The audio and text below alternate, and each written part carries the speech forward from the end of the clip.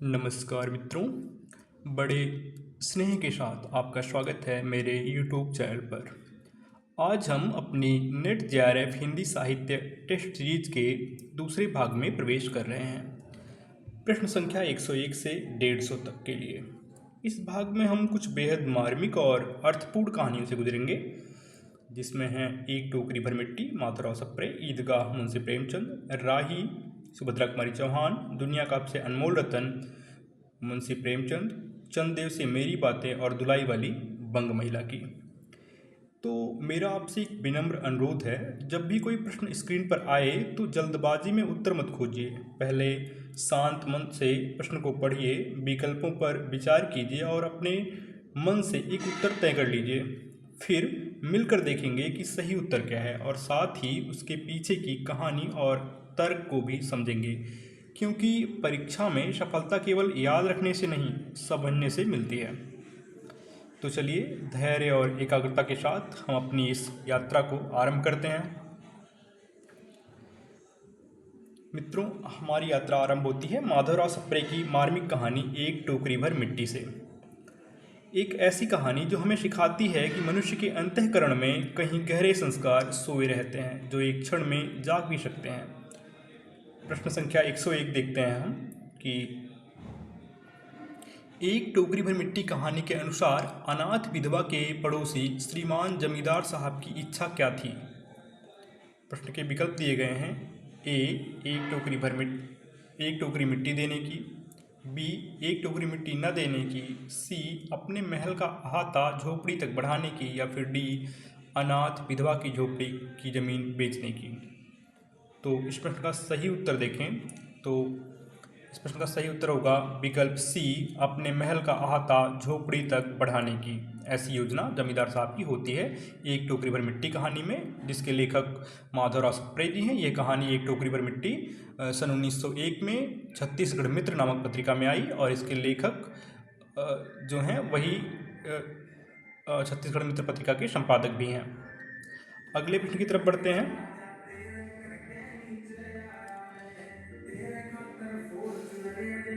एक टोकरी भर मिट्टी कहानी से संबंधित निम्नलिखित तथ्यों पर विचार कीजिए। तथ्य दिए गए हैं 4।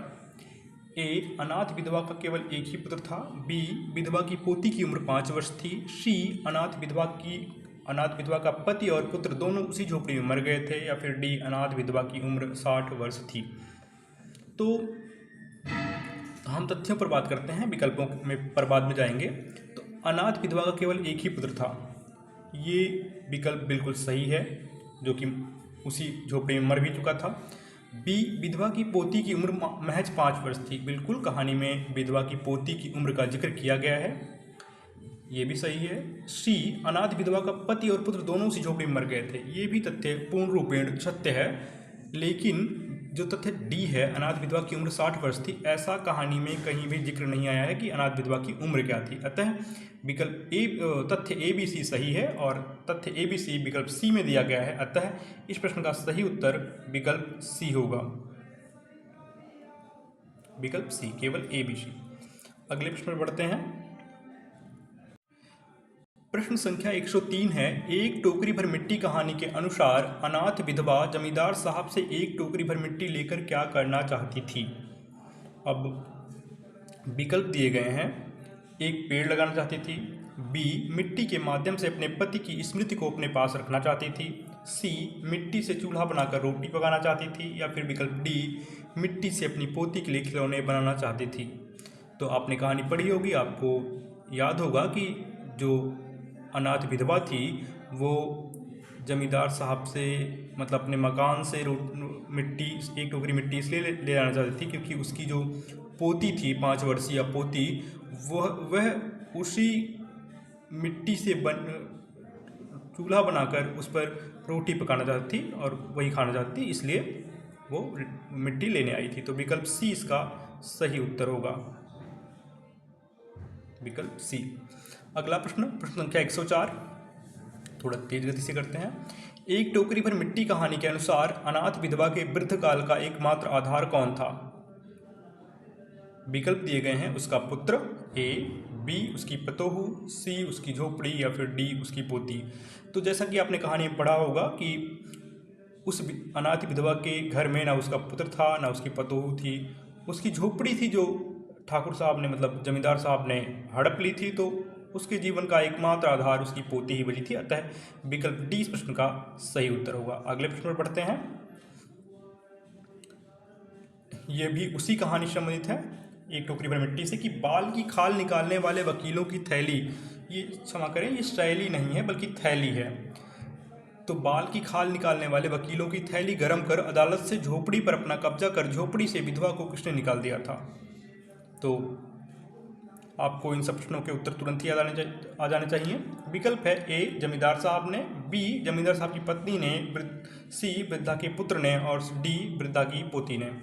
तो बिल्कुल आसान सा प्रश्न है और इस प्रश्न का सही उत्तर होगा विकल्प ए जमींदार साहब ने, क्योंकि जमींदार साहब की पत्नी का उल्लेख पूरे कहानी में कहीं नहीं हुआ है। वृद्धा के पुत्र का उल्लेख हुआ है पर वो मर चुका है, और वृद्धा की पोती क्यों ही अपने मकान से उसे निकालेगी। तो विकल्प ए ही उसका सही उत्तर होगा। आगे बढ़ते हैं प्रश्न संख्या 106 पर। प्रश्न संख्या 106 है, नहीं यह टोकरी हमसे न उठाई जाएगी। नहीं यह टोकरी हमसे न उठाई जाएगी उपर्युक्त कथन एक टोकरी भर मिट्टी के किस पात्र का है। विकल्प हैं ए वकील साहब का, बी जमींदार साहब का, सी अनाथ विधवा का या फिर डी जमींदार का नौकर। और इस प्रश्न का सही उत्तर होगा विकल्प बी जमींदार साहब का। मित्रों, मैं चाहता हूं कि यदि आपने कहानी नहीं भी पढ़ी है या एक आध बार ही पढ़ी है और आपको अच्छे से तथ्य नहीं याद हैं, तो आप इस सीरीज को देखें, समझें और पूरा सुने अच्छे से, तो आपको इतनी बार वो तथ्य आपके कानों तक पहुँचे कि फिर आप परीक्षा में भूल ही ना पाएँ, आप अच्छे से सारे प्रश्नों को कर पाएँ, सही उत्तर दे पाएँ। बढ़ते हैं अगले प्रश्न पर, प्रश्न संख्या 107 पर। प्रश्न संख्या 107 है कि ईदगाह कहानी से संबंधित निम्नांकित कथनों में से सही कथन चुनिए। अब हम एक टोकरी भर मिट्टी से आगे बढ़ रहे हैं ईदगाह कहानी पर, और ईदगाह कहानी से संबंधित प्रश्न है ये। तो इसमें सही कथन चुनना है।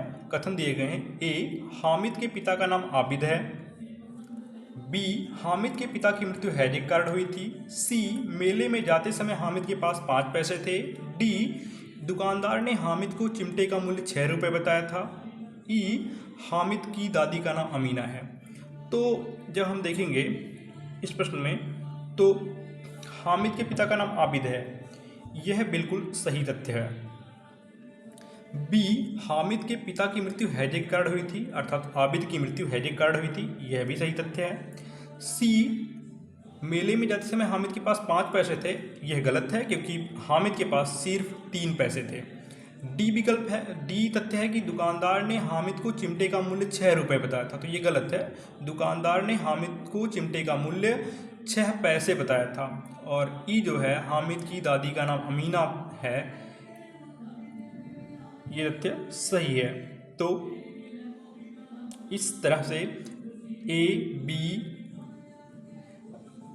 और ई इसका सही उत्तर होगा, जो कि ये डी की जगह ये ई होगा और ये विकल्प सही होगा। डी इसमें गलती से लिख गया था मुझसे, तो इस प्रश्न का सही उत्तर होगा विकल्प सी, ए बी ई। आगे बढ़ते हैं प्रश्न संख्या 108 पर। ईदगाह कहानी से संबंधित पात्र है। पात्रों के नाम दिए गए हैं, ए महमूद, बी नूरे, सी सम्मी, डी चौधरी साहब, ई मोहसिन। तो ईदगाह कहानी आपने पढ़ी होगी और आपको मालूम है कि ए महमूद पात्र है, नूरे भी है क्योंकि ये लोग मेला देखने जाते हैं, सम्मी भी है, चौधरी साहब भी हैं और मोहसिन भी है। अतः इस प्रश्न का सही उत्तर होगा विकल्प डी, केवल A B C D E. आगे बढ़ते हैं। हामिद के गांव से ईदगाह की दूरी कितनी है। कहानी के आरंभ में ही दिया गया है हामिद के गांव से ईदगाह की दूरी कितनी है। विकल्प दिया गया है 5 कोस, 3 कोस, 1 किलोमीटर या 7 कोस। तो कहानी में कहीं भी किलोमीटर का जिक्र तो है नहीं, और हामिद के गांव से ईदगाह की दूरी कुल 3 कोस थी। अतः विकल्प बी इस प्रश्न का सही उत्तर होगा। अगले प्रश्न पर बढ़ते हैं। प्रश्न संख्या 110, राही के पति को किस धारा में जेल हुई थी? अब हम ईदगाह कहानी से आगे बढ़ते हुए राही कहानी पर आते हैं। राही कहानी वही कहानी जो जिसे लिखा था सुभद्रा कुमारी चौहान जी ने। इसके विकल्प दिए गए हैं। धारा 109 में, धारा 109 में, बी 206 में, सी 119 में या फिर डी 116 में। तो विकल्प ए इस प्रश्न का सही उत्तर होगा। राही के पति को धारा 109 में जेल हुई थी, विकल्प ए। अब क्योंकि हम राही कहानी पर आ चुके हैं तो राही कहानी के बारे में कुछ तथ्य और जान लेते हैं। जैसे राही कहानी सुभद्रा कुमारी चौहान जी की कृति है और ये राही कहानी सन 1947 में आई थी। ये कहानी सन 47 में आई और सन 1948 में सुभद्रा कुमारी चौहान जी की मृत्यु भी हुई थी, तथ्य याद रखें। और राही कहानी जो है वो सीधे साधे चित्र नामक कहानी संग्रह में संकलित है, ये एक महत्वपूर्ण तथ्य है। और रही इस प्रश्न की बात, तो राही के पति को धारा 109 में जेल हुआ था। आगे बढ़ते हैं प्रश्न संख्या 111 पर। राही को किस जुर्म में सजा हुई थी? विकल्प दिए गए हैं। ए अनाज की चोरी, बी पति की हत्या, सी ताड़ी पीने के जुर्म में या फिर डी सत्याग्रह में भाग लेने के कारण। तो विकल्पों पर चर्चा करते हैं पहले। विकल्प डी जो है सत्याग्रह में भाग लेने के कारण, तो इसके लिए राही को नहीं बल्कि अनीता को जेल हुई थी। तो विकल्प डी इसका गलत उत्तर हो जाएगा। ताड़ी पीने के जुर्म में उसे नहीं बल्कि उसके पति को गिरफ्तार किया गया था, तो ये भी विकल्प सी भी गलत हो जाएगा। बी पति की हत्या उसने नहीं की थी बल्कि पुलिस वालों ने उसके पति की हत्या मतलब को प्रताड़ित किया था, तो विकल्प बी भी नहीं होगा। और विकल्प ए इस प्रश्न का सही उत्तर होगा, अनाज की चोरी में। आगे बढ़ते हैं। दुनिया का सबसे अनमोल रत्न, ये कहानी चेंज हो रहा है। दुनिया का सबसे अनमोल रत्न से संबंधित निम्नलिखित कथनों पर विचार कीजिए। कथन दिए गए हैं। ए दिलफिगार एक कांटेदार पेड़ के नीचे बैठा हुआ खून के आंसू बहा रहा था। विकल्प तथ्य बी दिलफिगार सौंदर्य की देवी यानी मलका दिलफरेब का सच्चा और जान देने वाला प्रेमी था। सी दिलफिगार शानदार कपड़ों में सजकर आशिक के वेश में दिलफरेब के पास आया था। डी दिलफरेब का शहर मिनोसाबाद था। और ई यह बंग महिला द्वारा रचित कहानी है। तो इस कहानी के बारे में कुछ बातें जानते हैं। यह एक देशभक्ति से ओतप्रोत कहानी है, दुनिया का सबसे अनमोल रत्न। और तथ्य आपने देख ही लिए हैं। तो दिलफिगार एक कांटेदार पेड़ के नीचे बैठा हुआ खून के आंसू बहा रहा था, यह तथ्य जो है बिल्कुल सही है। दूसरा तथ्य है कि दिलफिगार सौंदर्य की देवी मलका फरेब का सच्चा और जान देने वाला प्रेमी था, ये भी सही है। सी है दिलफिगार शानदार कपड़ों पर सजकर आशिक के वेश में दिलफरेब के पास आया था, ऐसा बिल्कुल भी नहीं है। डी दिलफरेब का शहर मिनोसाबाद था, सही है। और यह बंग महिला द्वारा रचित कहानी है, यह गलत है क्योंकि यह मुंशी प्रेमचंद जी द्वारा रचित कहानी है जो कि 1907 में प्रकाशित हुई थी सोजे वतन कहानी संग्रह में। वही सोजे वतन जिसको अंग्रेज सरकार ने जब्त करवा लिया था। तो विकल्प ए, बी और डी इस प्रश्न के सही तथ्य हैं, अतः ए बी डी विकल्प बी इस प्रश्न का सही उत्तर होगा। विकल्प बी ए बी डी। आगे बढ़ते हैं और आगे बढ़ने से पहले हम दुनिया का सबसे अनमोल जो कहानी है मुंशी प्रेमचंद जी की, उसके बारे में कुछ और तथ्य जान लेते हैं जो आपके लिए महत्वपूर्ण साबित होगा। दुनिया का अनमोल रत्न कहानी मुंशी प्रेमचंद जी की है, पूर्व में बता चुका हूँ। यह 1907 में आई थी। यह सोजे वतन कहानी संग्रह में प्रकाशित हुई थी और सोजे वतन कहानी संग्रह में कुल 5 कहानियाँ प्रकाशित हुई थी, मतलब संग्रहित थी। पहला था इसकी दुनिया हुब्बे वतन, दूसरा दुनिया का सबसे अनमोल रत्न, तीसरा यही मेरा वतन है, चौथा शेख मखमूर और पांचवा है सीले मातम मतलब शोक का पुरस्कार। तो ये 5 कहानियाँ परीक्षा में आ भी सकता है कि सोजे वतन कहानी संग्रह में कौन कौन सी कहानियाँ थीं, तो आप नोट कर लें।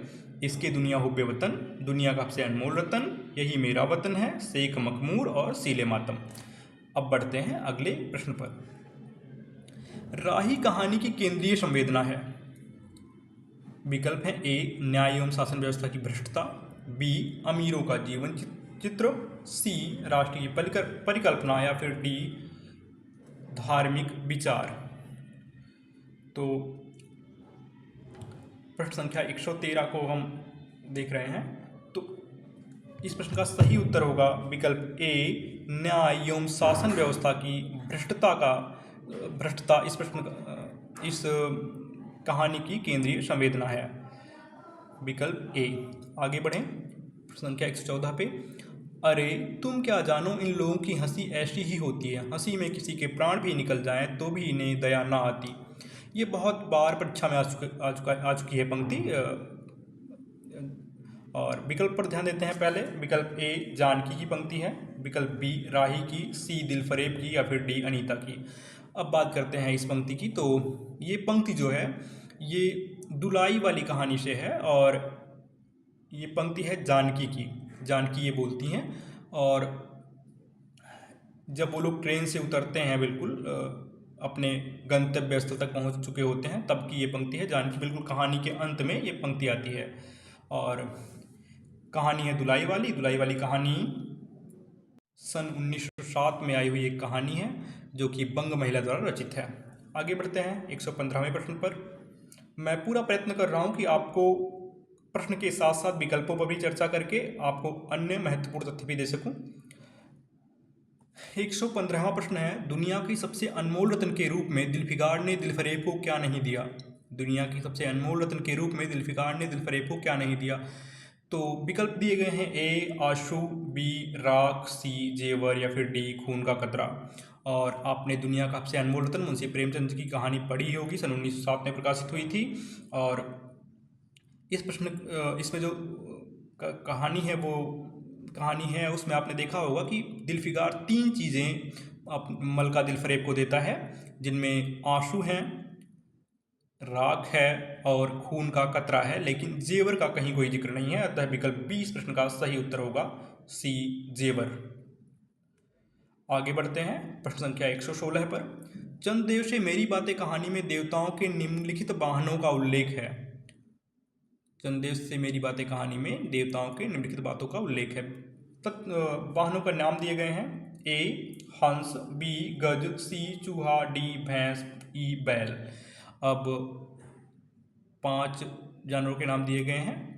तो इस प्रश्न का सही उत्तर क्या होगा, क्योंकि कहानी में भैंस का कहीं भी जिक्र नहीं है। विकल्प मतलब हंस है, गज है, चूहा है, बैल है, पर कहीं भी भैंस का जिक्र नहीं है। अतः डी नहीं होगा और डी नहीं होगा, ई हो तो विकल्प सी इस प्रश्न का सही उत्तर होगा, विकल्प सी। आगे बढ़ते हैं प्रश्न संख्या 117 पर। चंद्रदेव से मेरी बातें में लेखिका ने चंद्रदेव से हिंदुस्तान के किस शहर को देखने का अनुरोध किया है। विकल्प हैं ए राजधानी कोलकाता, बी राजधानी दिल्ली, सी महानगर मुंबई या फिर डी मद्रास। तो इस प्रश्न का सही उत्तर होगा विकल्प ए कोलकाता। चंद्रदेव से मेरी बातें कहानी में लेखिका चंद्रदेव से राजधानी कोलकाता को देखने का अनुरोध करती हैं। आगे बढ़ते हैं प्रश्न संख्या 118। राही कहानी का कौन सा पात्र दार्शनिक बना जा रहा था। तो राही कहानी सुभद्रा कुमारी चौहान जी की कहानी और सन 1947 में आई हुई कहानी। विकल्प है ए राही, बी अनीता, सी राही का पति या फिर डी जेलर साहब। तो इस प्रश्न का सही उत्तर होगा विकल्प बी अनीता, क्योंकि अनीता काफ़ी ज़्यादा दार्शनिकता का परिचय दे रही थी और बहुत सारी बातें वो सोच रही थी अपने मन में, जो कि दार्शनिकता से परिपूर्ण बातें थी। खैर विकल्प 20 प्रश्न का सही उत्तर होगा। आगे बढ़ते हैं प्रश्न संख्या 119 पर। आप घर जाने को तैयार हो जाइए, आपके पिता बीमार हैं, आप बिना शर्त छोड़ी जा रही हैं। उपर्युक्त कथन राही कहानी में स्त्री जेलर ने किससे कहा। विकल्प दिए गए हैं ए राही से, बी अनीता से, सी राही की पुत्री से या फिर डी उपर्युक्त में से कोई नहीं। तो ये इस प्रश्न का सही उत्तर होगा विकल्प बी अनीता से।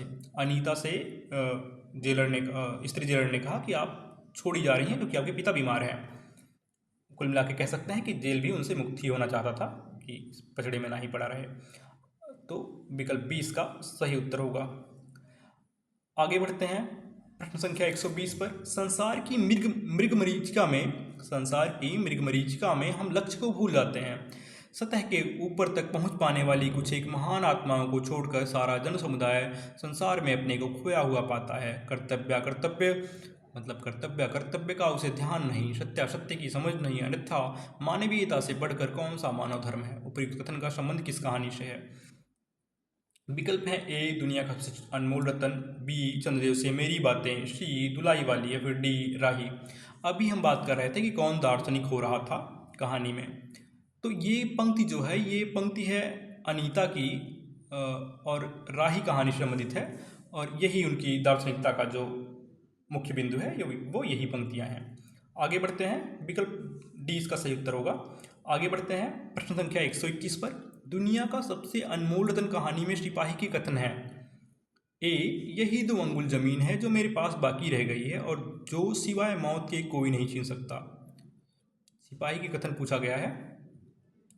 और बी है हमारे बाप दादा का देश आज हमारे हाथ से निकल गया और इस वक्त हम बेवतन हैं। सी हमने हमलावर दुश्मन को बता दिया कि राजपूत अपने देश के लिए कैसी बहादुरी से अपनी जान देता है। डी क्या मैं अपने ही देश में गुलामी करने के लिए जिंदा रहूं। ई मैं बेवतन हूं मगर गनीमत है कि दुश्मन की जमीन पर मर रहा हूं। तो इस प्रश्न में जो तथ्य दिए गए हैं उसमें कौन से सही हैं वो बताने हैं, मतलब कौन से कथन सिपाही के हैं वो बताने हैं। तो ये प्रश्न है प्रश्न संख्या 121। और क्योंकि ये सारे ही कथन A B C D E सिपाही के ही कथन हैं, अतः विकल्प डी इसका सही उत्तर होगा, विकल्प डी। आगे बढ़ते हैं 122वां प्रश्न। मजबूत इरादा मोहब्बत के रास्ते की पहली मंजिल है। उपयुक्त कथन का संबंध किस कहानी से है। विकल्प दिए गए हैं ए दुलाई वाली, बी राही, सी दुनिया का अनमोल रत्न, या फिर डी एक टोकरी भर मिट्टी।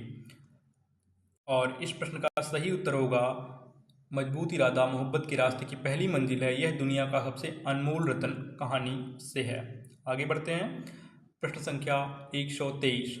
काशी जी के दशाश्वमेध घाट पर स्नान करके एक मनुष्य बड़ी व्यग्रता के साथ गोदलिया की तरफ आ रहा था। यह किस कहानी का आरंभिक कथन है। तो विकल्प हैं ए चंदेव से मेरी बातें, बी दुलाई वाली, सी राही, या फिर डी दुनिया का सबसे अनमोल रतन। और इस प्रश्न का सही उत्तर होगा कि यह दुलाई वाली कहानी की आरंभिक पंक्ति है, अतः विकल्प बी इसका सही उत्तर होगा। जैसा कि मैं आपको पूर्व में ही बता चुका हूँ, ये कहानी जो है राजेंद्र बाला घोष जी की कहानी है, सरस्वती पत्रिका में प्रकाशित हुई थी। और दुलाई वाली कहानी सन 1907 में प्रकाशित हुई थी। आगे बढ़ते हैं इसी क्रम में। दुलाई वाली कहानी से संबंधित कथन सही कथन चुनने हैं। 2 बार कथन लिख गया है, ये गलती से हुआ है। तथ्य दिए गए हैं, मतलब कथन दिए गए हैं। वंशीधर इलाहाबाद के रहने वाले थे। वंशीधर इलाहाबाद के रहने वाले थे। बी वंशीधर का ससुराल बनारस में है। सी वंशीधर के ममेरे भाई नाबालिग हैं। डी वंशीधर के 2 साले थे। ई वंशीधर की पत्नी का नाम जानकी देई था। तो ये सब अधिकतर वंशीधर से जुड़े कथन हैं। और ए कथन बिल्कुल सही है कि वो इलाहाबाद के रहने वाले थे। बी वंशीधर का ससुराल बनारस में है, ये भी सत्य है। सी वंशीधर के ममेरे भाई नाबालिग हैं, ये कथन सही नहीं है। डी वंशीधर के 2 साले थे, ये गलत है। वंशीधर की पत्नी का नाम जानकी देई था, सही है। मतलब विकल्प ए इसका सही उत्तर होगा। आगे बढ़ते हैं।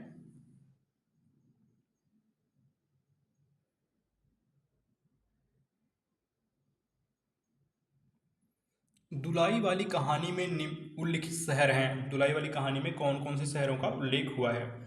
विकल्प शहरों के नाम हैं ए बनारस, बी इलाहाबाद, सी मुगल सराय, डी मिर्ज़ापुर और ई लखनऊ। तो दुलाई वाली कहानी में बनारस का जिक्र है, इलाहाबाद का भी जिक्र है, मुगल सराय का भी जिक्र है और मिर्ज़ापुर का भी जिक्र है, लेकिन लखनऊ शहर का कहीं भी जिक्र नहीं है। अतः ए बी सी डी मतलब विकल्प सी इस प्रश्न का सही उत्तर होगा, विकल्प सी। आगे बढ़ते हैं। प्रश्न संख्या 126, चंद्रदेव से मेरी बातें कहानी सरस्वती पत्रिका में कब प्रकाशित हुई थी? चंद्रदेव से मेरी बातें कहानी सरस्वती पत्रिका में कब प्रकाशित हुई थी? जैसा कि आपको पता ही होगा, खैर विकल्प देख लेते हैं एक बार। ए 1903, बी 1904, सी 1907 या फिर डी 1906। तो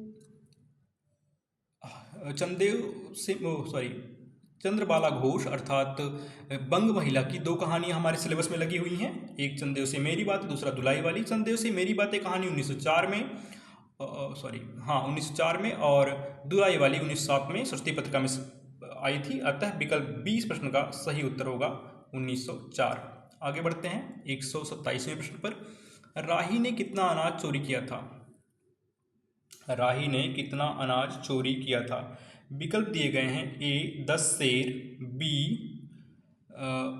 5-6 सेर या फिर सी 6-7 सेर या फिर विकल्प डी 9-10 सेर। और इस प्रश्न का सही उत्तर होगा विकल्प बी 5-6 सेर। राही ने 5-6 सेर अनाज की चोरी की थी। प्रश्न संख्या 128, हमें मजदूरी नहीं मिलती सरकार, हमारी जाति मांगरोरी है। ये मांगनेरी नहीं मांगरोरी है, तो ये गलती से मिसप्रिंट हो गया है। उपयुक्त कथन किसने किससे कहा?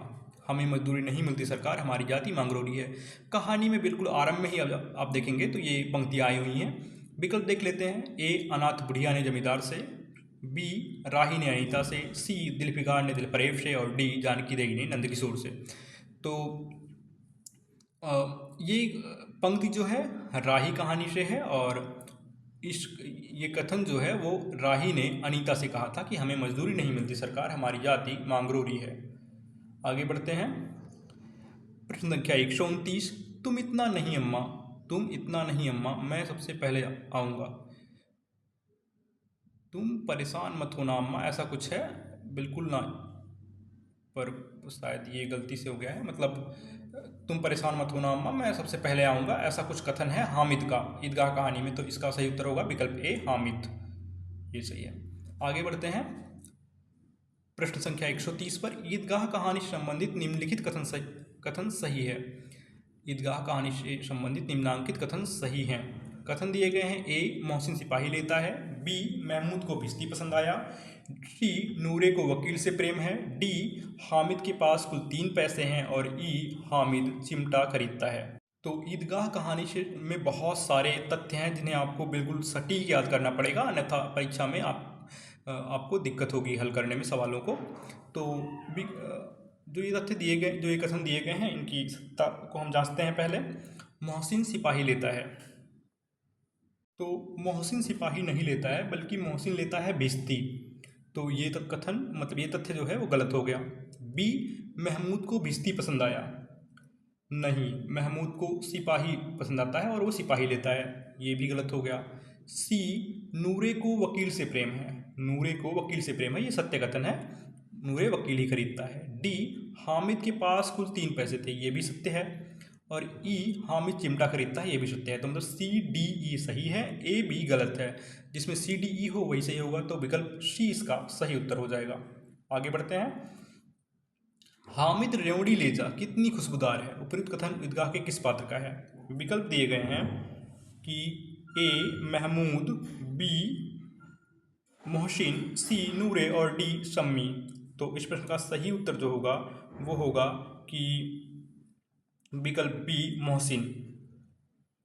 और यहीं से मोहसिन और क्या कहते हैं हामिद की बाल सुलभ जो स्नेह है वो झलकता है दोनों के मध्य। आगे बढ़ते हैं। मोहसिन सही उत्तर होगा। प्रश्न संख्या 132, आओ मैं आओ नहीं है, यहाँ आग है, आग में बहादुर ही लड़ते हैं जनाब, उपयुक्त कथन का संबंध किस कहानी से है? आग में बहादुर ही लड़ते हैं जनाब, ये आग होगा, आग में बहादुर ही लड़ते हैं जनाब, उपयुक्त कथन का संबंध किस कहानी से है? ए चंदेव से मेरी बातें, बी ईदगाह, सी दुनिया का सबसे अनमोल रत्न और डी एक टोकरी भर मिट्टी। और इस प्रश्न का सही उत्तर होगा विकल्प बी, आग में बहादुर ही लड़ते हैं जनाब, और ये हामिद का कथन होगा, विकल्प बी। आगे बढ़ते हैं 133वां प्रश्न। ईदगाह कहानी से संबंधित निम्नांकित में से सही तथ्य हैं। ईदगाह सब कहानी के कुछ तथ्य दिए गए हैं और आपको बताना है कौन से कथन या कौन से तथ्य सत्य हैं। ए यह हिंदी में चांद पत्रिका के अगस्त 1933 के अंक में प्रकाशित हुई। बी उर्दू में इस्मत पत्रिका के वार्षिक अंक 1933 ईस्वी में प्रकाशित हुई। सी यह दूध की कीमत 1937 में संकलित है। डी इस कहानी का केंद्रीय पात्र हामिद है। ई यह प्रेमचंद की हिंदी में लिखित पहली कहानी है। तो तथ्यों को हम ध्यान से देखेंगे। ए जो है यह हिंदी में चांद पत्रिका के अगस्त 1937 के अंक में प्रकाशित हुई, बिल्कुल सही तथ्य है। बी उर्दू में इस्मत पत्रिका के वार्षिक अंक 1937 से प्रकाशित हुई, ये भी सही तथ्य है। सी यह दूध की कीमत 1937 में संकलित है, यह कथन, क्षमा करें, पहला तो सही है कि यह हिंदी में चांद पत्रिका के अगस्त 1937 में प्रकाशित हुई, लेकिन बी जो है वो गलत है, इस्मत पत्रिका से इसका कोई संबंध नहीं है। और सी की बात करें तो यह भी दूध की कीमत कहानी संग्रह में संकलित है, ऐसा भी कुछ नहीं है। और डी इस कहानी का केंद्रीय पात्र हामिद है, सही है, यह प्रेमचंद की हिंदी में लिखित पहली कहानी है, यह भी गलत है। तो इसके बारे में कुछ महत्वपूर्ण तथ्य और जान लेते हैं कि यह जो कहानी है ये 1933 में प्रकाशित अवश्य हुई, पर ये मानसरोवर भाग 1 में संकलित है। और इस प्रश्न के जो विकल्प दिए गए हैं वो गलत दिए गए हैं, तो सिर्फ तथ्यों को ध्यान रखें, विकल्पों पर ध्यान न दें। आगे बढ़ते हैं। खून का वह आखिरी कतरा जो वतन की हिफायत में गिरे दुनिया का सबसे अनमोल चीज़ है। खून का वह कतरा जो वतन की हिफायत में गिरे दुनिया का सबसे अनमोल चीज़ है। उपयुक्त कथन का संबंध किस कहानी से है? विकल्प हैं ए ईदगाह, बी चंदेव से मेरी बातें, सी एक टोकरी भर मिट्टी, या फिर डी दुनिया का सबसे अनमोल रतन। और आपको याद होगा कि दुनिया का सबसे अनमोल रतन कहानी में ये पंक्ति आती है तब जब सिपाही बिल्कुल मरने को हो जाता है, वो मरने वाला होता है, तब की ये पंक्ति है, और कहानी के बिल्कुल अंत में इन पंक्तियों का जिक्र है, मतलब अंतिम पैराग्राफ में। तो विकल्प डी इस प्रश्न का सही उत्तर होगा। आगे बढ़ते हैं। प्रश्न संख्या 135। निम्नलिखित कथनों में सही कथन चुनिए। ए दिया है कथन राही कहानी के लेखक प्रेमचंद हैं। जैसा कि आपको पता है राही कहानी की लेखिका सुभद्रा कुमारी चौहान जी हैं और उन्होंने 1947 में यह कहानी लिखी थी। बी एक टोकरी भर मिट्टी कहानी के रचनाकार माधवराव सप्रे हैं, बिल्कुल सही है। एक टोकरी भर मिट्टी कहानी की रचनाकार माधवराव सप्रे हैं, उन्होंने 1901 में ये कहानी लिखी थी और छत्तीसगढ़ मित्र नामक पत्रिका में प्रकाशित की थी। सी विकल्प की बात करें तो ईदगाह कहानी सरस्वती पत्रिका में आई थी, यह कथन पूर्ण रूपेण गलत है। ईदगाह कहानी सरस्वती पत्रिका में नहीं आई थी, यह आई थी चांद पत्रिका में। डी कथन की बात करें तो दुलाई वाली कहानी की रचयिता राजेंद्र बाला घोष है, तो यह कथन बिल्कुल सत्य है। दुलाई वाली कहानी की रचयिता राजेंद्र बाला घोष उर्फ बंग महिला ही हैं। विकल्प ई चंदेव से मेरी बातें बंग महिला द्वारा रचित कहानी है, बिल्कुल सही है। चंदेव से मेरी बातें कहानी बंग महिला द्वारा रचित है, 1904 में सरस्वती पत्रिका में आई थी। तो जिसमें भी ए है वो गलत हो जाएंगे विकल्प, ये गलत हो जाएगा, ये भी गलत हो जाएगा। और एक टोकरी भर मिट्टी कहानी की माधव सप्रे हैं, बिल्कुल सही है, बी होना ही चाहिए। सी ईदगाह कहानी सरस्वती पत्रिका में आई, नहीं। सी जिसमें होगा वो भी गलत है, तो सिर्फ विकल्प सी बचता है जो कि सही है। उत्तर विकल्प सी, केवल बी डी ई। आगे बढ़ते हैं। प्रश्न संख्या 136 पर निम्नलिखित कथनों को उनके संबंधित कहानी के प्रथम प्रकाशन वर्ष के पहले से बाद के क्रम में लगाएं।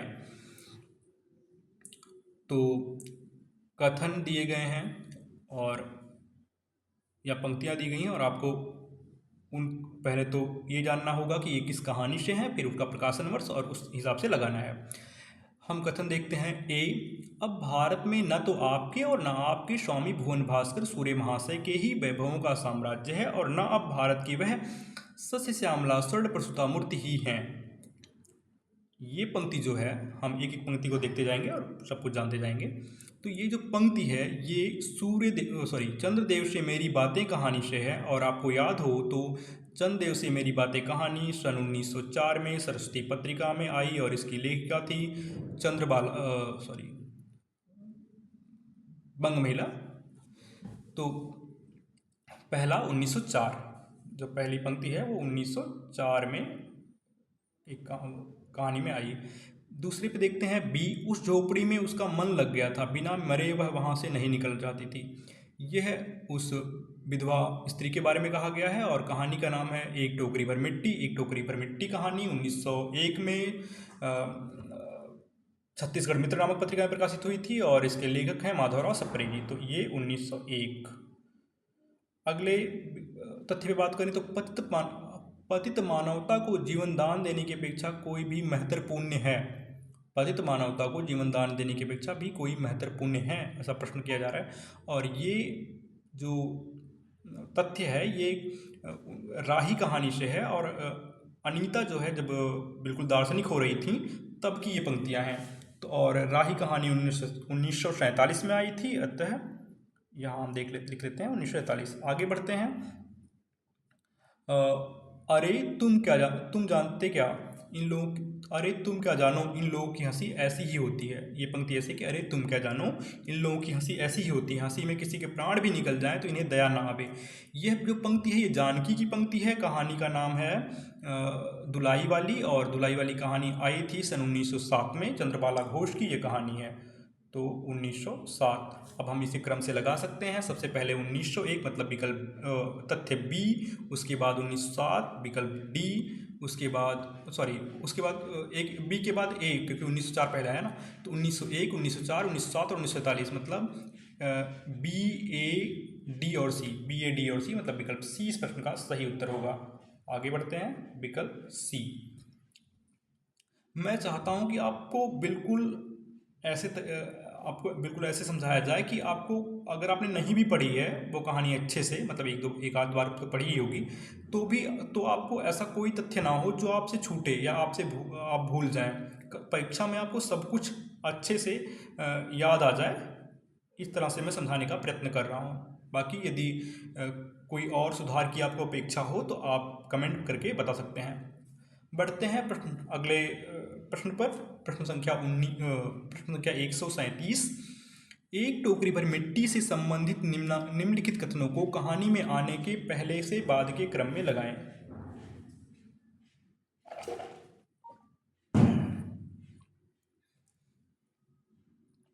महाराज कृपा करके इस टोकरी को जरा हाथ लगाइए जिससे कि मैं अपने सिर पर धर सकूं या धर लूं। तथ्य ए है। बी, महाराज नाराज ना हो, आपसे एक टोकरी भर मिट्टी नहीं उठाई जाती और इस झोपड़ी में तो हजारों टोकरियां मिट्टी पड़ी हैं। सी, महाराज अब तो यह झोपड़ी तुम्हारी हुई हो गई है। डी, महाराज कृपा करके आज्ञा दीजिए तो इस टोकरी में एक मिट्टी ले जाऊं। तो आपको कहानी न सिर्फ पढ़नी है बल्कि ये भी याद रखना है कि क्या बातें पहले आई हैं, क्या बातें बाद में आई हैं। और इस प्रश्न के सही उत्तर की बात करें तो पहले हम क्रम देखते हैं। तो महाराज अब तो यह झोपड़ी तुम्हारी हो गई है, यह सबसे पहले आया है। क्यों? इसके बाद फिर डी, महाराज कृपा करके आज्ञा दीजिए। तो एक टोकरी मतलब पहले वो जाती है जमींदार के पास, वो कहती है कि महाराज अब तो यह झोपड़ी तुम्हारी हो गई, कृपा करके आज्ञा दीजिए तो इस टोकरी में मिट्टी ले जाऊं। तो सी डी। उसके बाद फिर महाराज कृपा करके इस टोकरी को जरा हाथ लगाइए। जब वो टोकरी में मिट्टी भर लेती है तो कहती है कि महाराज कृपा करके टोकरी को जरा हाथ लगाइए, इससे मैं इसे अपने सिर पर रख लूँ और ले जाऊँ। तो सी डी ए। उसके बाद फिर बी आता है कि महाराज नाराज ना हो, जब वो उठा नहीं पाते हैं जमींदार साहब टोकरी भर मिट्टी, तो वो कहती है वृद्ध विधवा कि महाराज नाराज ना हो, आपसे एक टोकरी भर मिट्टी नहीं उठाई जाती और उस झोपड़ी में तो हजारों टोकरियां मिट्टी पड़ी हैं। तो सी डी ए बी मतलब विकल्प सी इस प्रश्न का सही उत्तर हो जाएगा। आगे बढ़ते हैं। हाँ, विकल्प सी डी ए बी। प्रश्न संख्या 138। हम जितनी बार जेल जा चुके होते हैं उतनी ही सीढ़ी। अब आपको प्रश्न पढ़ना शुरू करते ही आपके दिमाग में आ जाना चाहिए कि कौन सी कहानी है ये। खैर, प्रश्न को पूरा पढ़ते हैं पहले। हम जितने बार जेल जा चुके होते हैं उतनी ही सीढ़ी हम देशभक्ति और त्याग से दूसरों से ऊपर उठ जाते हैं और उसके बल पर जेल से छूटने के बाद कांग्रेस को राजनीतिक सत्ता मिलते ही हम मिनिस्टर, स्थानीय संस्थाओं के मेंबर और क्या क्या हो जाते हैं। उपयुक्त कथन से संबंधित पात्र को पहचानिए। तो पात्र को पहचानने से पहले हमें कहानी का नाम याद आना चाहिए। कहानी का नाम है राही, लेखिकाएँ सुभद्रा कुमारी चौहान और प्रकाशन वर्ष है 1947 और ये जो कथन है ये है विकल्प डी अनीता के। इस प्रश्न का सही उत्तर होगा विकल्प डी अनीता। डी। आगे बढ़ते हैं प्रश्न संख्या 139 पर। अच्छा, अब मैं आपसे विदा होती हूँ। मैंने तो आपसे इतनी बातें कही, पर खेद है आपने उनके अनुकूल या प्रतिकूल एक बात का भी उत्तर न दिया, परंतु आपके इस मौनावलंबन को मैं स्वीकार का सूचक समझती हूँ। उपयुक्त कथन का संबंध किस कहानी से है? विकल्प हैं ए दुलाई वाली, बी एक टोकरी भर मिट्टी, सी चंदे से मेरी बातें, या फिर डी दुनिया का सबसे अनमोल रतन। ये पंक्ति है लेखिका की और लेखिका जो है वो है राजेंद्र बाला घोष। राजेंद्र बाला घोष की ये पंक्ति है चंदेव से मेरी बातें कहानी से है और चंदेव से मेरी बातें कहानी सन 1904 में सरस्वती पत्रिका में आई थी। मैंने ये तथ्य इतनी बार दोहरा दिए हैं कि अगर आपने कभी नहीं पढ़ी होगी कहानी फिर भी आपको ये तथ्य हमेशा याद रहने ही चाहिए। विकल्प सी इस प्रश्न का सही उत्तर होगा। आगे बढ़ते हैं प्रश्न संख्या 140। कल तक तो खद्दर भी नहीं पहनते थे, बात बात पर कांग्रेस का मजाक उड़ाते थे, कांग्रेस के हाथों में थोड़ी शक्ति आते ही वे कांग्रेस भक्त बन गए। यह किस कहानी का अंश है? तो विकल्प हैं ए चंद्रदेव से मेरी बातें, बी दुलाई वाली, सी राही, या फिर डी एक टोकरी भर मिट्टी। तो आपको याद होगा कि ये पंक्ति जो है वो राही कहानी से है और ये जो पंक्ति है ये सोच रही हैं अनीता। अतः विकल्प सी इस प्रश्न का सही उत्तर होगा, विकल्प सी। बढ़ते हैं प्रश्न संख्या 141 की तरफ। निम्नलिखित में से कौन सी बाल मनोविज्ञान पर आधारित कहानी है? बाल मनोविज्ञान का नाम आते ही कहानियों में, अगर नेट जेआरएफ के सिलेबस में अगर कहानियों में बाल मनोविज्ञान की बात आए तो सीधा हमारा मस्तिष्क जो है वो ईदगाह कहानी पर जाना चाहिए। मुंशी प्रेमचंद की रचना 1933 में आई हुई। तो बिना विकल्प पढ़े हम विकल्प डी को सही मान लेते हैं और आगे बढ़ जाते हैं बिना समय गंवाए। विकल्प डी ईदगाह। आगे बढ़ते हैं प्रश्न संख्या 142। ईदगाह कहानी में खिलौनों की निंदा कौन करता है? ए नूरे, बी सम्मी, सी मोहसिन, या फिर डी हामिद। तो ईदगाह कहानी में खिलौनों की निंदा, क्योंकि बेचारा खिलौने नहीं खरीद पाता है हामिद, उसका मन तो होता है कि वो खिलौने खरीदे पर नहीं खरीद पाता है, अतः इस प्रश्न का सही उत्तर होगा विकल्प डी हामिद। विकल्प डी हामिद। आगे बढ़ते हैं प्रश्न संख्या 143। राही कहानी के लेखक हैं ए माधवराव सप्रे, बी राजेंद्र बाला घोष, सी सुभद्रा कुमारी चौहान, या फिर डी मुंशी प्रेमचंद। तो आपको याद होगा राही कहानी की लेखिका हैं सुभद्रा कुमारी चौहान जी। उन्होंने ये कहानी 1947 में लिखी थी और 1948 में इनका देहांत हो गया था, अतः विकल्प सी इस प्रश्न का सही उत्तर होगा। आगे बढ़ते हैं विकल्प सी सुभद्रा कुमारी चौहान। प्रश्न संख्या 144। निम्नलिखित में से कौन सी कहानी सरस्वती पत्रिका के आरंभिक अंक में प्रकाशित हुई थी? विकल्प हैं ए राही, बी एक टोकरी भर मिट्टी, सी दुलाई वाली, या फिर डी ईदगाह। पूछा गया है कि कौन सी कहानी सरस्वती पत्रिका के आरंभिक अंक में प्रकाशित हुई थी। तो हमें ये जानना होगा कि इनमें से कौन सी कहानियाँ सरस्वती पत्रिका में आई थी, और इससे भी ज़्यादा जरूरी ये जानना है कि ये कहानियाँ किस किस पत्रिकाओं में आई थी, मतलब किन पत्रिकाओं में आई थी। तो राही जो है वो 1947 में आई, तो सरस्वती पत्रिका के आरंभिक अंक में आने का सवाल ही नहीं होता। आरंभिक अंक में तो वो आएंगी जो 1901, 2, 3, 4, 5, 6 में आई हों। बी की बात करें एक टोकरी भर मिट्टी, तो ये आई तो थी 1901 में, लेकिन ये सरस्वती पत्रिका में नहीं आई थी, ये आई थी छत्तीसगढ़ मित्र नामक पत्रिका में। सी की बात करें दुलाई वाली, तो दुलाई वाली जो है 1907 में आई थी सरस्वती पत्रिका में। और डी की बात करें तो ये सरस्वती पत्रिका में आई ही नहीं थी, ये आई थी चांद पत्रिका में, जो कि 1933 में प्रकाशित हुई थी। तो इस प्रश्न का सही उत्तर होगा विकल्प सी दुलाई वाली कहानी। विकल्प सी। आगे बढ़ते हैं। प्रश्न संख्या 145। निम्नलिखित कहानियों का प्रथम प्रकाशन वर्ष के अनुसार सही अनुक्रम है। अब इसके लिए आपको प्रत्येक कहानी का प्रकाशन वर्ष याद होना ही चाहिए। चलिए देखते हैं। ए, दुलाई वाली कहानी चंद्रबाला सॉरी हाँ मतलब बंग महिला की कहानी है, चंद्रबाला घोष की। और ये कहानी आई थी 1907 में सरस्वती पत्रिका में। तो पहला जो है वो 1907। बी की बात करें, चंदेव से मेरी बातें, तो ये भी उन्हीं की कहानी है, आई थी 1904 में। सी की बात करें, ईदगाह, तो ये आया था 1933 में। हाँ 1933 में। और डी की बात करें तो एक टोकरी भर मिट्टी, ये आया 1901 में। तो क्रम के अनुसार लगाना है, तो हम सबसे पहले 1901 मतलब डी के बाद फिर 1904 मतलब बी, डी बी ए सी, डी बी ए सी मतलब विकल्प सी इस प्रश्न का सही उत्तर हो जाएगा, विकल्प सी। आगे बढ़ते हैं। जेल की परिवेश पर आधारित कहानी का चयन कीजिए। तो एक ही कहानी अपने सिलेबस में जेल के परिवेश पर है, वो है राही कहानी सुभद्रा कुमारी चौहान जी की। तो विकल्प आपको सामने दिए गए हैं, पढ़ लीजिएगा। और इस प्रकार का सही उत्तर होगा विकल्प सी, विकल्प डी राही। बेवजह का समय ना बर्बाद हो ऐसा मैं चाहता हूँ। खैर आगे बढ़ते हैं। सम्मी पात्र का संबंध किस कहानी से है? हाँ तो विकल्प ए दुलाई वाली, बी दुनिया का अनमोल रतन, सी ईदगाह और डी राही। तो जैसा कि आपको पता होगा, समी कहानी का समी पात्र का संबंध ईदगाह कहानी से है। और समी वही पात्र है जो धोबन और खजरी खरीदता है मेले में। समी वही पात्र है जो धोबन और खजरी खरीदता है। तो इस बात का ध्यान रखें और आगे बढ़ते हैं। इसका सही उत्तर होगा विकल्प सी ईदगाह। प्रश्न संख्या 148। ईदगाह कहानी में कितनी रोजे की बात आती है? तो आपको सामान्य तौर पर याद ही होना चाहिए कि ईदगाह कहानी में जो है मतलब ईदगाह कहानी में ही क्यों, सामान्य जीवन में भी 30 रोज़ों के बाद ईद आती है। अतः विकल्प सी इसका सही उत्तर होगा, क्योंकि हम भारतीय हैं और हमें इतना तो ध्यान रखना ही चाहिए। आगे बढ़ते हैं। संख्या 149। कलकत्ता शहर का उल्लेख निम्नांकित में से किस कहानी में हुआ है? कोलकाता शहर का उल्लेख निम्नांकित में से किस कहानी में हुआ है? विकल्प देखते हैं। पहले तथ्य देखते हैं कि चंदेव से मेरी बातें, बी दुलाई वाली, सी ईदगाह या फिर डी राही। कलकत्ता शहर का उल्लेख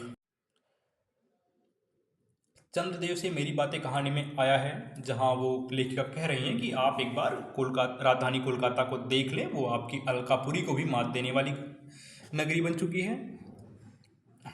बी की बात करें दुलाई वाली कहानी में, यहाँ पे भी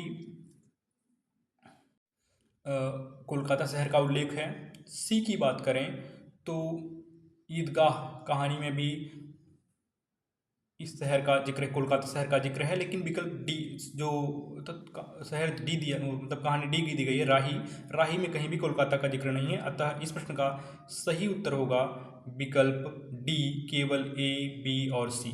आगे बढ़ते हैं।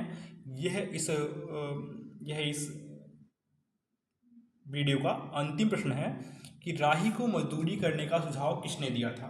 राही को मजदूरी करने का सुझाव किसने दिया था? और विकल्प हैं ए अनीता, बी स्त्री जेलर, सी पुरुष जेलर और डी राही के पति। तो आपको पता है वो जो अनीता थी, जो दार्शनिक बन रही थी कथा में, वह मजदूरी करने का सुझाव देती हैं। तो विकल्प ए इस प्रश्न का सही उत्तर हो जाएगा। राही को मजदूरी करने का सुझाव अनीता देती हैं, अतः विकल्प ए इस प्रश्न का सही उत्तर होगा। शायद वीडियो रुक गया था। हाँ तो इसी के साथ हमारे 150 प्रश्न जो हैं वो पूरे होते हैं। तो आज हमने 50 प्रश्न कर लिए हैं, जिसमें 6 मार्मिक कहानियाँ और अनगिनत छोटी छोटी बारीकियाँ जो आपकी परीक्षा की तैयारी को मजबूत बनाएंगी वह थीं। मैं आपसे बस इतना कहना चाहूँगा कि यदि आज का कोई प्रश्न गलत भी हुआ हो तो कोई बात नहीं। सीखना एक धीमी पर अस्थायी प्रक्रिया है, और आज की यह छोटी सी भूल ही कल आपकी सबसे बड़ी सफलता की नींव बनेगी। बस निरंतर अभ्यास करते रहिए, प्रश्नों को देखते रहिए और उनके प्रत्येक तथ्य को बिल्कुल या तो नोट करके दोबारा पढ़िए या फिर वीडियो को ही दोबारा देखिए। बस निरंतरता बनाए रखिए और धैर्य मत खोइए। यदि यह सत्र आपके लिए उपयोगी लगा हो तो कृपया इसे लाइक कीजिए, अपने साथियों विद्यार्थियों के साथ साझा कीजिए और चैनल को सब्सक्राइब अवश्य कर लीजिए, ताकि हमारी यह यात्रा जो 500 प्रश्नों की एक संपूर्ण श्रृंखला है आप तक निरंतर नियमित रूप से पहुंचती रहे। तब तक के लिए अपना और अपनी पढ़ाई का ध्यान रखिए। धन्यवाद। धन्यवाद। सादर नमस्कार।